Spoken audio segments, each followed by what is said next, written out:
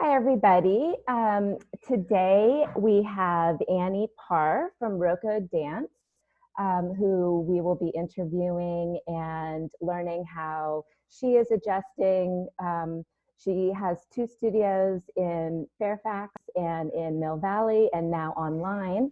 And so we want to hear how she's doing and adjusting to the current environment.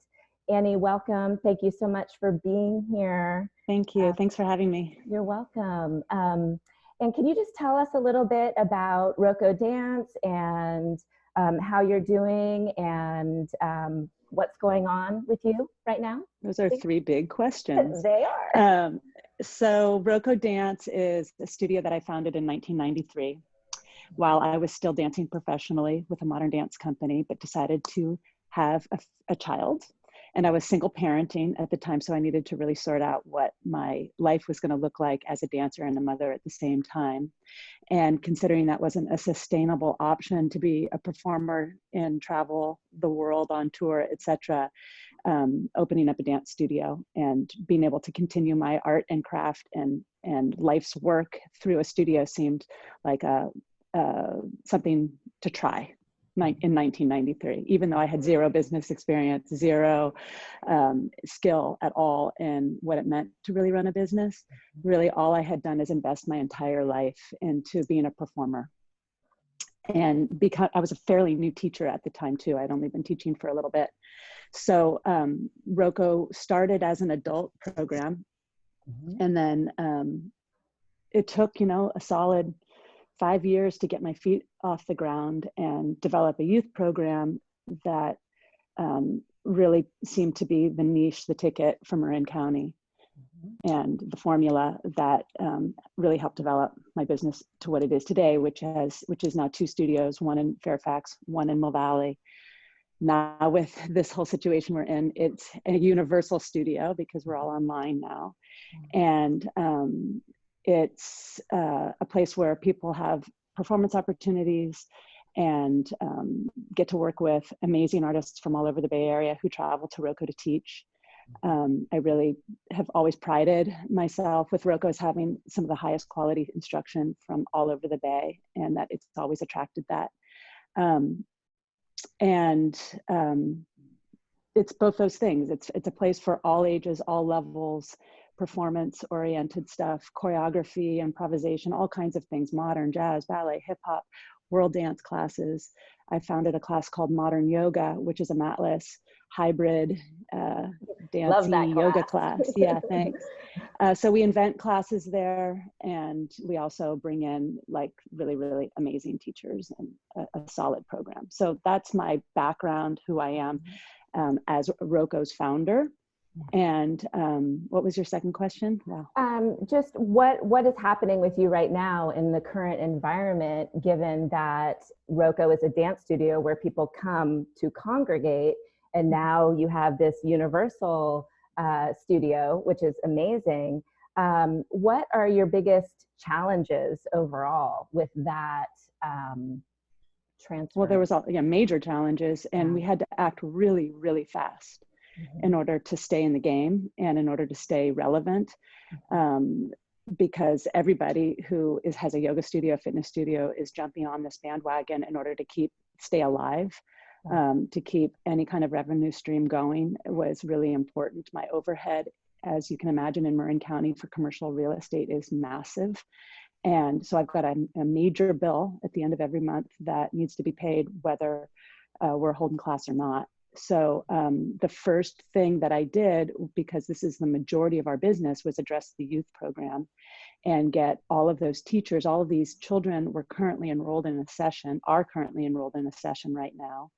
And we couldn't skip a beat in terms of continuing our offerings, although they were online. So the teachers jumped immediately into recording all of their classes and then emailing recordings of their classes with lesson plans.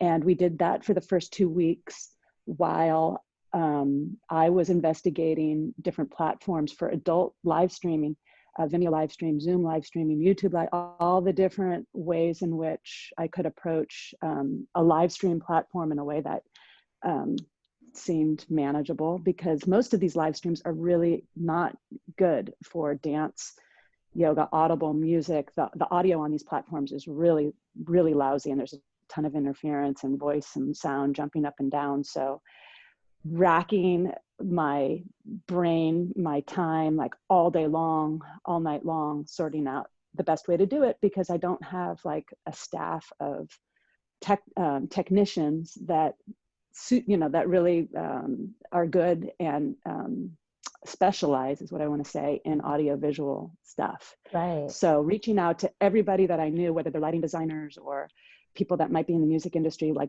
how do people do this and how do people do it quick? Mm-hmm. So we've landed on Zoom, okay, even though I really resisted Zoom, because the social and interactive component for everybody right now is really, really important. And it's really the only platform I have found yet that gives us this opportunity to interact as well as teach our class. Otherwise, you might as well record it.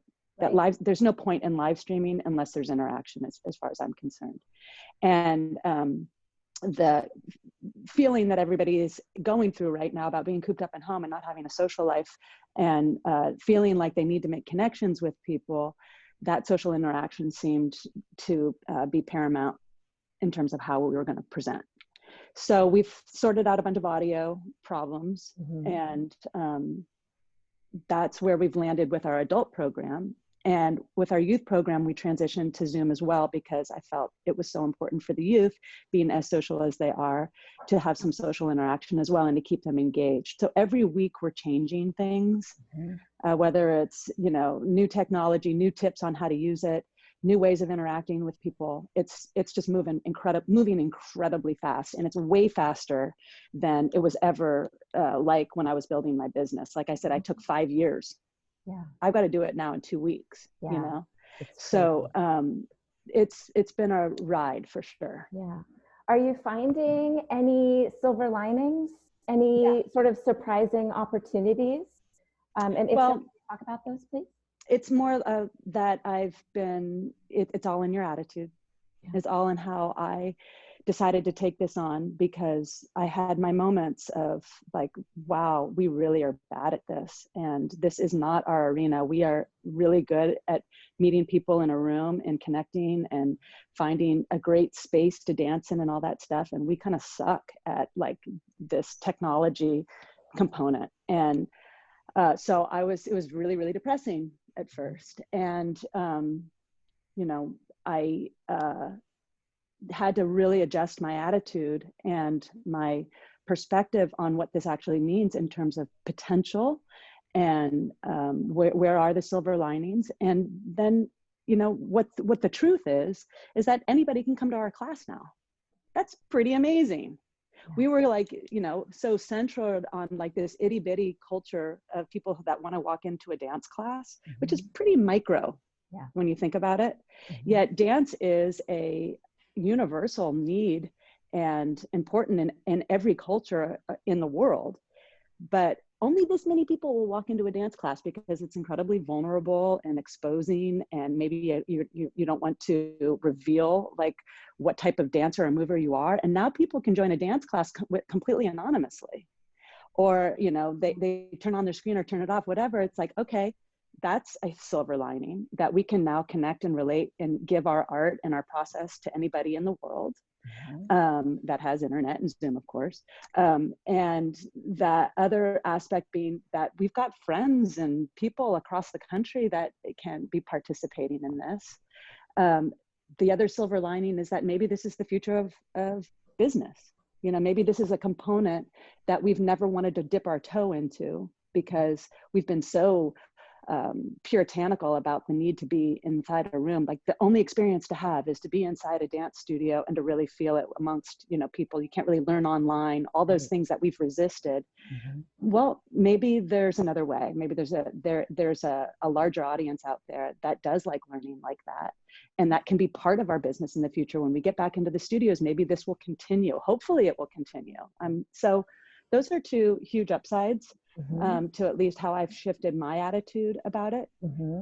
I can kind of, I can compare it to a lot of things that people resist in terms of like, it can't be better than this, like seeing live dance performance. It's just not the same to watch it online, right? And those things are true. I still believe that. I still believe that we're offering something to our audience when they're in the room with us that's very, very different from the online experience, but it's just not the only way. Right. I love that. I love being able to sort of look towards the future and see that, yes, I think that this sort of digital online component is going to be a part of the way that business operates in the future. And I love how you have sort of shifted your attitude about that. And I kind of want to go back to that topic, that because I think that it might be helpful for people, since you did say you started out as, a little bit depressed and like a little resistant to wanting to change. And I'm sure a lot of people are feeling that way right now. What did you do to change your attitude? Do you remember this? It wasn't that, I wasn't resistant to change. I was just really bad at it. And I didn't like feeling bad at it and feeling so incompetent like that. It was mortifying to me. So every instructor that is listening or that could be listening to this interview knows the nightmare that an instructor has, which is to walk into a room with 50, this is like real life nightmares that reoccur, right? Like those nightmares that you have when you get out of the pool and you don't have a bathing suit on. It's like this. You walk into your dance class or your fitness class, there's 50 people eagerly waiting for you to start and you can't get your music to begin. Or you've forgotten your combination, or something goes awry, and then one by one people start walking out the door, and suddenly you're left with one or two people like asleep on the floor saying, screw it, I don't want to do it anymore. That nightmare was a real thing, like these first couple of days. And it was like a devastating, like, I can't believe this is actually happening to me. This is something that happened, or that I would think about, 27 years ago, not today. And I just had to, I had my moments where I just wanted to like push the laptop down and say, screw it, I'm not doing this, I can't do it. And I had that fight or flight feeling was coming on super strong. And then it just took kind of stepping away from all of this stuff for like an hour or two, walk outside, take some deep breaths, come back into it again, pick up the phone. How do I deal with this? And then just finding my ways to dig and bust through to the other side. And luckily I have a lot of perseverance. I'm a kind of person that can function pretty well shooting from the hip and problem solving. It's something that I feel comfortable in, like problem solving, breaking through things. And I was doubting that I really had that ability in these beginning stages. And still today, we're running around with different people teaching these classes in their homes and all over the place, and their presentation isn't up to par, as far as what I feel comfortable inviting people into. So it's still hysteria, but it's gotten better. So there's been improvement, which is wonderful. There's been improvement. And it's an attitude shift that you just have to break through. The attitude shift, or the one thing that sort of is resonating with me a lot, is just that, we just have to continue to go forward, and it just is not going to be perfect. It's not going to be the way that it was. We're all being forced to reinvent ourselves in a pandemic, which no one has ever been in before. And we're all having to do it in a matter of 2 or 3 weeks. And it's a lot. And I love seeing sort of the ingenuity of various people in different businesses. I love the truth and the rawness and the honesty of like the holy shit moment. Like, I don't know what to do. I'm scared. I'm depressed. I feel stuck. I don't want to change. I love that. So thank you for sharing that part of it, because I think a lot of people will connect with that. And that's real for a lot of us. Yes, that's real. That stuff is real. So I just have 1 or 2 more questions for you. What is one habit perhaps that you've acquired during the quarantine that you would like to either keep or change once the quarantine is over? Yeah, I've been thinking about habit and how it takes 3 weeks, it's 21 days to either break an addiction or break a bad habit or to gain a new one. Mhm. And I wanted to say that about that's another silver lining, Mhm. is like, wow, this is an opportunity to break a bad habit or to recognize that I had a habit that I didn't even know I had. One of those being that, like, social FOMO. Like, I didn't know that I had social FOMO, Yeah. but I did. Like, first couple of weeks of this, it was like, oh, like, where's the wine? And, pulling, 4 o'clock, 3 o'clock, Right. pulling, the refrigerator Happy open. hour. Like, I really wish that I had somebody I could call and come over, and doing the Zoom kind of stuff with your friends, just, I'm not feeling it. Like, because we're online all day long, not having that physical interaction was a very FOMO-y feeling. And even though I know nobody else is doing anything, I know I'm not missing out. Yeah. We're missing out on nothing. Right. But I, over these last 3 weeks, I've broken my FOMO habit. And I'm glad about that. And not that I don't think that I'll need and want to reintroduce that back into my life and being social. That's important to me. But there's that. There is the need to just be so busy all the time. Busy, busy, busy. Get in my car, go here, go there, buy this. Like, so that has really, taken it down like several notches. And it wasn't necessarily a healthy habit. Buying unnecessary crap, like the saving of money, that's that you're able to do when you're not out and about, like to save our resources, etc. The habit I'd like to break is being online incessantly. So hopefully when this is all over, the need to be on Instagram and all the different social media platforms and things like that, that'll be something that, and drink, like, not that, like, be nice not to want a glass of wine every night. Yeah. But, staying healthy, keeping like your nutrition and your food, and, what how many times you walk to that refrigerator, throughout a day. Because of being indoors, it's so easy to, overindulge. Right. Those are habits. Those are bad habits. Well, great. Well, I love hearing that insight. That's awesome. And my last question is, how can we support you as a community? Anyone who's listening to this and, wanting to know what we can do for Roco Dance and for Annie Parr, what can we do to support you? That's nice. Thank you for asking that. Staying engaged with us, making the move with us to acclimate to this new format. It's really the only, way that we're going to stay in business, is if people are willing to engage with us in this online platform, whether it is our recorded classes for our kids or live streams for adults. Like, give things a shot. Stick things out that might not have felt good, like the 1 or 2 times. It sometimes takes more than that, because the student is going through a learning curve as well. They may not be able to follow. The right, the left is off. There might be too many distractions in your house. There's a million reasons why this may not work for a lot of people that are used to being in the studio, but it's that patience that we are looking for, that forgiveness that things aren't perfect yet and that we'll get it better. And so far, we've had an amazing, amazing population of people that have been incredibly forgiving and loving and loyal.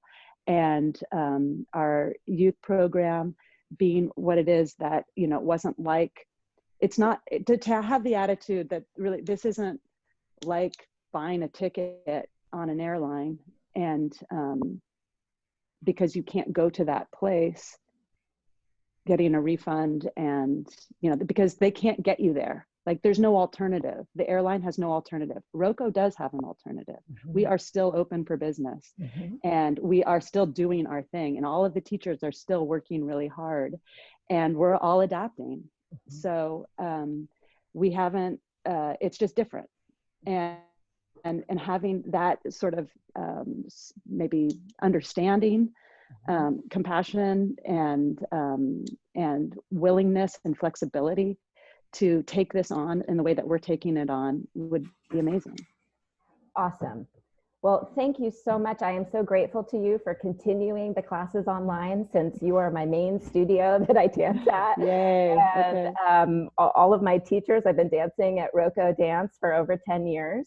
Uh-huh. So I am so grateful to you and for keeping the classes alive because I don't know what I would do without them and without dance and just Thank movement. you. And I appreciate your time and your honesty, and I wish you the best of luck during this time. And I look Thank forward to you. seeing how you evolve over the coming weeks. Great. Thank All you. right. Good luck to you as well. Thank Take you. care. All right, you too. Bye. Bye.